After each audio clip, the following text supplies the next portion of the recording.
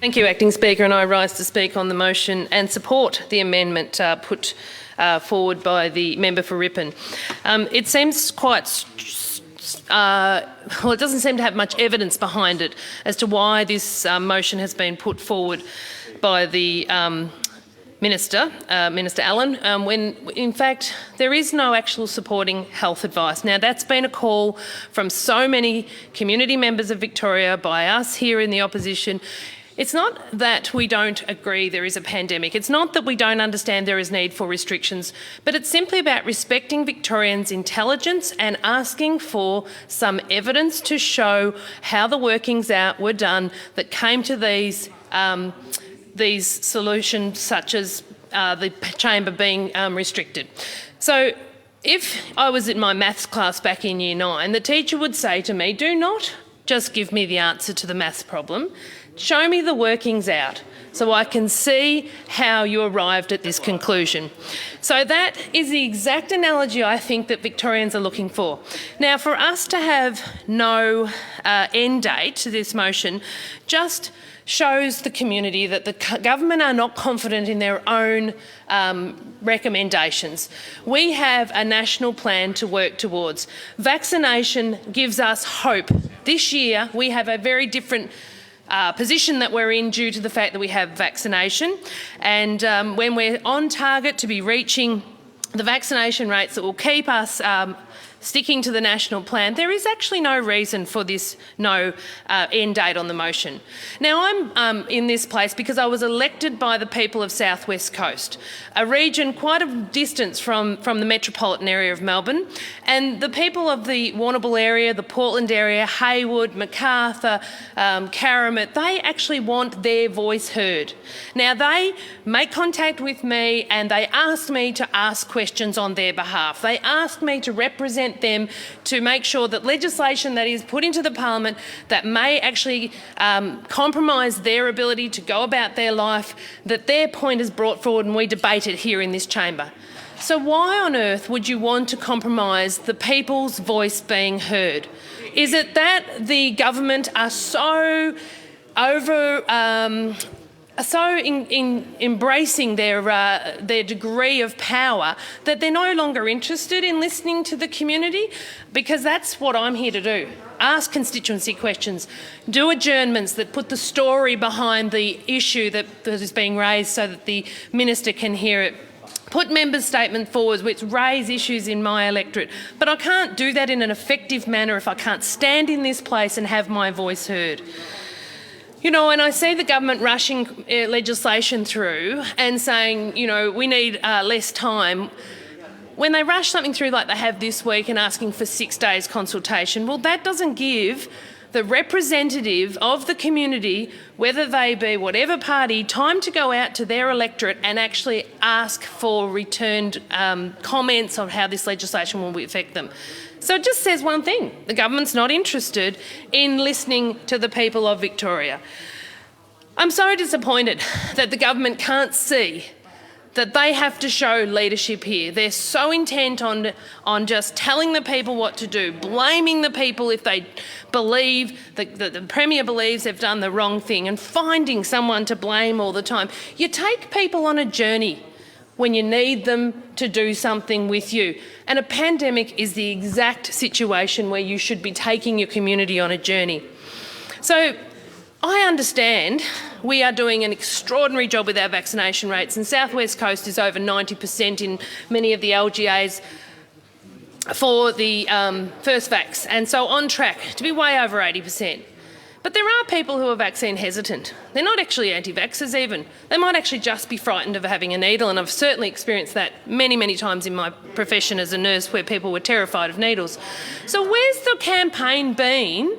Where's the campaign been? The public health campaign that we saw for SunSmart, that we saw for smoking, anti-smoking, that we saw for the Grim Reaper campaign where we went through the AIDS virus, where there was fear in the community, similar to today, that has given people the reassurance that the vaccination is safe. that they've been shown that the process that this vaccination development has gone through is the same as the vaccination process that chickenpox vaccine went through, measles, mumps, rubella, all of them went through, and this isn't something that's going to hurt you. There's no confidence from the government in that campaign that they should have been promoting to get those other people forward, because vaccination is our only way out. But I keep coming back to the fact that the government don't care what the people think. They're not worried about the people's opinion and voice because they're not giving them that confidence. They're not taking them on the journey and reassuring them about the vaccine.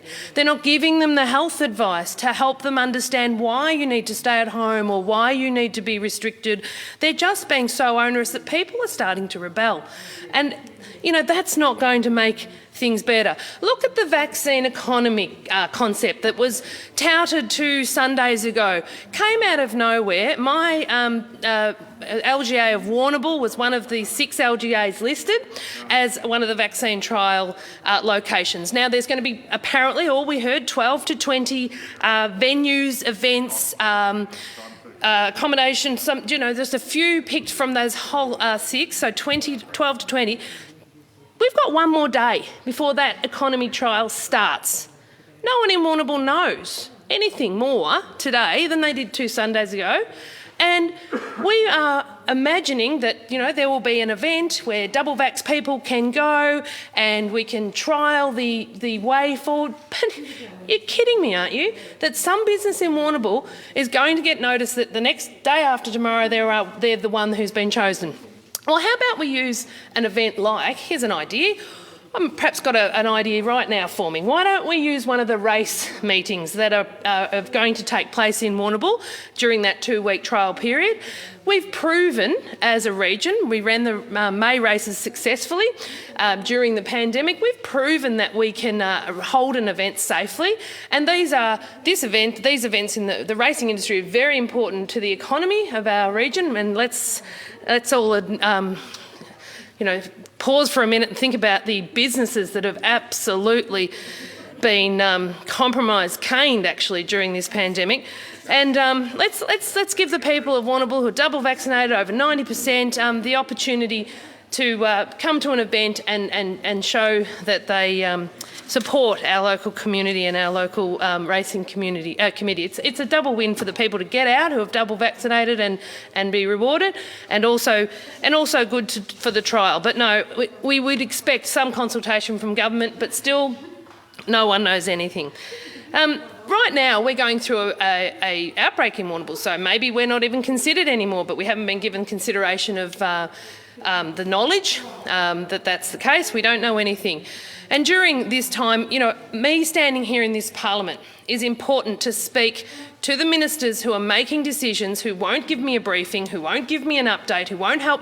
But here is my opportunity to look the ministers in the eye and say, hey, we need to understand what's going on so I can support my community.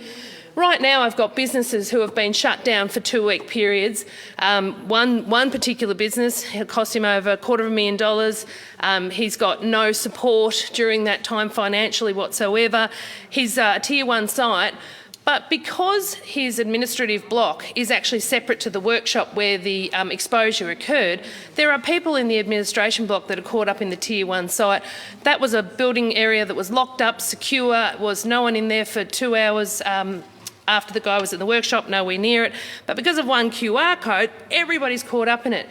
Now, people are confused by this because they're saying, well, how come I can't see my children for 2 weeks when I was nowhere near it, yet I went to the supermarket and I'm a Tier 2 and I'm allowed to be negative tested and go out? So some of those questions, no one wants to do the wrong thing. My community have showed great evidence of being supportive of the regulations to make sure they keep their citizens around them safe. But they do want some logics and they want some common sense and they want some explanations. So, is it really too much to ask that we spend the time in here? We've got the perspex to keep us from spitting 1.5 metres. We're wearing masks. There is absolutely no common sense to this. The chamber next door, I never see anyone from the upper house. I never go over to that chamber. I see them in the corridors where my office is, and I'm still seeing them in the corridors near my office because they're allowed to be here at the same time as us. So it makes no sense, and we're putting on a show that doesn't make any sense by not being allowed in the chamber for longer. It doesn't make sense. There's no health evidence that's been put forward to support it that we have been given the knowledge of. So if it's just about not wanting to talk to the opposition, not wanting to hear from the parties, just come clean and say it.